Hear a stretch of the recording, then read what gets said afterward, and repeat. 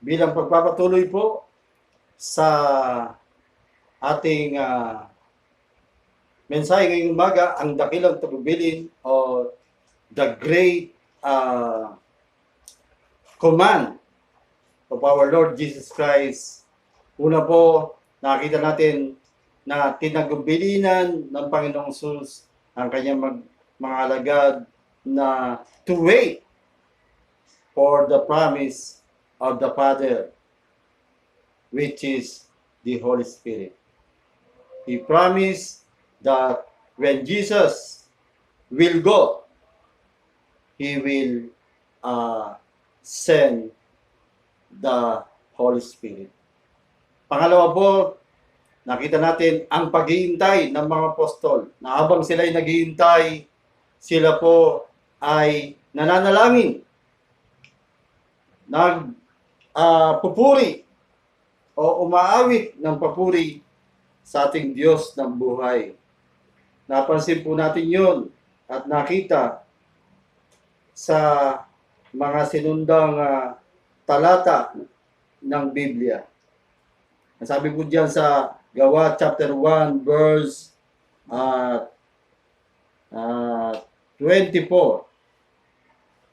At sila'y nanalangin. Yun po yung pagpili ng papalit kay Judas Iscariote. At nakita rin po natin sa chapter 2 ng Gawa, nang sumapit ang araw ng Pentecostes, nagkatipon silang lahat sa isang lugar. So, nagkatipon silang lahat sa isang lugar. Ano pong ginagawa nila? Bilang pagtitipon, sila po ay nagpupuri habang naghihintay sa pangako ng ating Panginoong Hesus.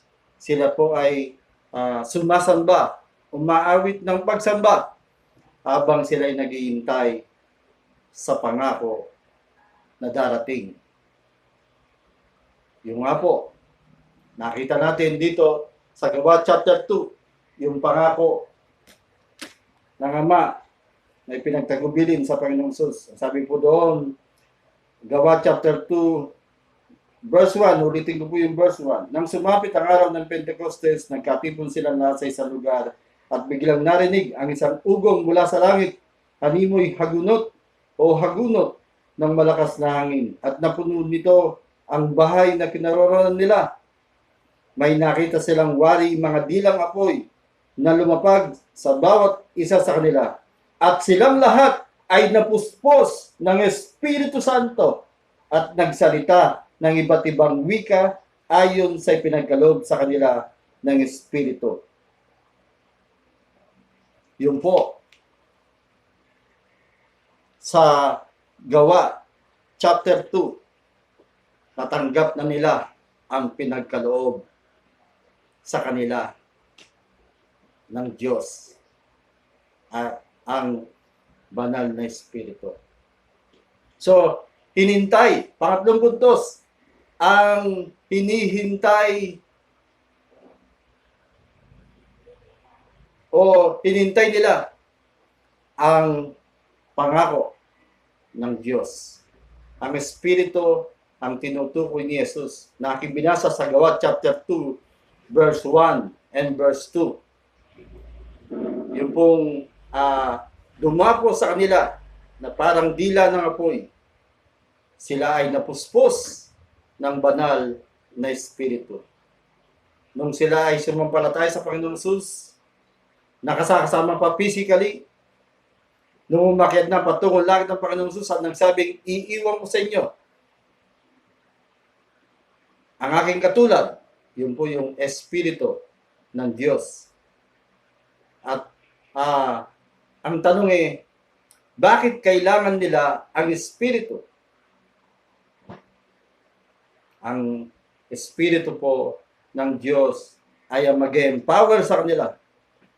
Ang Espiritu ng Diyos ay ang siyang saksi upang sa kanilang isusulat na kasaysayan katulad ng aklat ng Gawa, ang aklat ng Gospel, o mabuting balita mula sa Matthew, Mark, Luke, and John.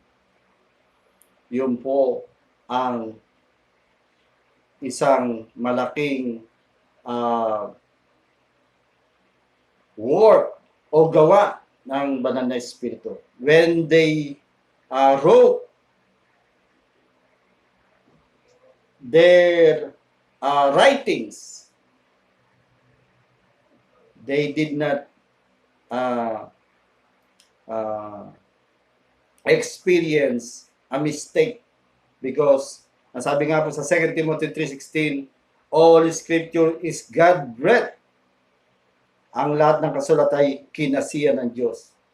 Yung kinasiyan na yon, they were inspired by the Holy Spirit of the living God when they wrote. Especially Paul, siya po ang pinakamaraming isinulat sa Bagong Tipan, kung saan siya po ay na-inspired, naudyukan ng banal na Espiritu upang maalala niya yung mga nangyari sa mga kapwa niya na unang alagad. Siya po yung pinaka-huling alagad dahil yung pumalit kay Judas Iscariote na si Matias ay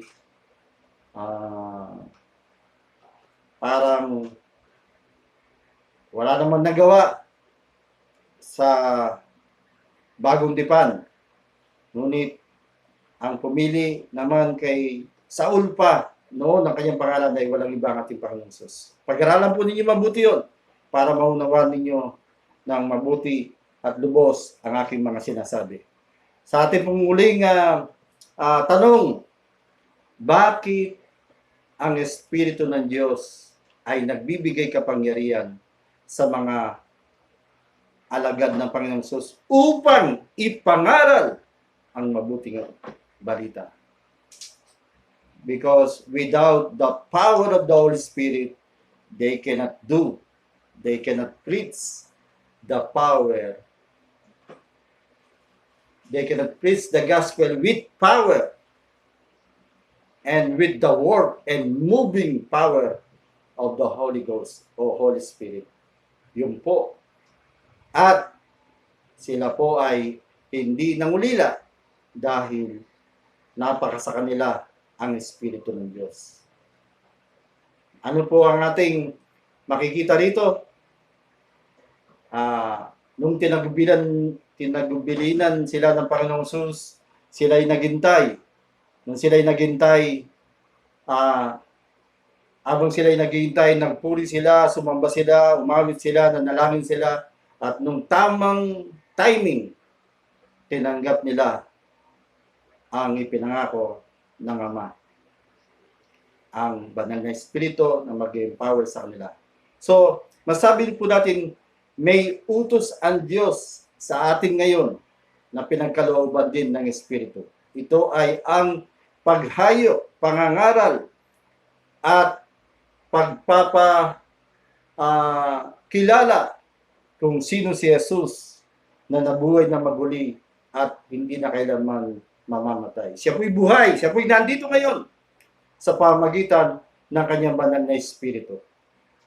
So, yung pong banal na Espiritu, kailangang makilala nating lubusan dahil siya ang ipinagkaloob ng Ama.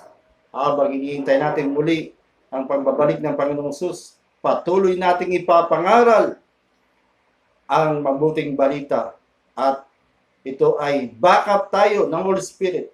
We are empowered by the Holy Spirit of the living God when we are going to preach the gospel to the poor in spirit. Amen? Tayo po'y sumaglit na yumuko at manalangin. Dakilang Diyos, aming Ama, pinupuri ka namin pinapasalamatan dahil meron kang mga utos. Ito ay yung mga utos mo na ipinagtagubilin mo sa iyong bugtong na anak na si Jesus. Ito po'y makikita namin especially sa Bagong Tipan, na kung saan inutusan kaming matapos naming masaksiyan ang pagkabuhay na maguli ng Panginoong Hesus, matapos naming masaksiyan ang pagbabago ng buhay ng mga alagad ng Panginoong Sus matapos naming mabasa, mapag-aralan na kung saan na-empower sila ng Holy Spirit nung nangaral si Apostol Pedro, 3,000 ang tumanggap na nampalataya sa Panginoong Sus. At marami pang nangaral ng mga alagad ng Panginoong Sus. Sina Santiago, sina Marcos, sina Lucas, sina Mateo, at iba pa. Panginoon Diyos, tulungan niyo po kami na huwag naming ikaya ang pangangaral, pagbabahagi ng mabuting balita dahil ito'y dakilang tagubilin mo po sa amin. Dakilang utos mo po sa amin. This is your greatest command. One of the greatest command to us. Go and make disciples. Go and preach the gospel. Make disciples. Baptize them in the name of the Father, of the Son, the Holy Ghost. And teach them everything Jesus commanded us. Lord God, patawarin mo po kami sa aming kasalanan kung kami po ay nagpabaya. Ngayon po ibabawi kami sa tulong at kapangyarihan ng Banal na Espiritu. Habang po kami nasa home quarantine, mag-aaral po kami ng mahaba-habang pag-aaral ng salita ng Diyos patungkol po sa dakilang tagubilin na ibinigay sa amin ng Panginoong Sus. Susuriin namin ang iyong mga salita. Susundin namin ang iyong mga salita. Mamahalin namin ang iyong mga salita upang matapos namin na may pagkatapat at pagmamahal sa mga taong lito, lupaypay at lupagi o ligaw, ibabahagi namin sa kanila ang mabuting balita. Maraming pong salamat, aming Diyos Ama. Maraming pong salamat, Panginoong Sus. Maraming pong salamat, Banal na Espiritu. Sa iyo po ang purihan kapasalamatan. Ito po ang panalangin namin na mayroong conviction from the Holy Spirit. In Jesus' name we pray. Everybody say, Amen and Amen. Praise God.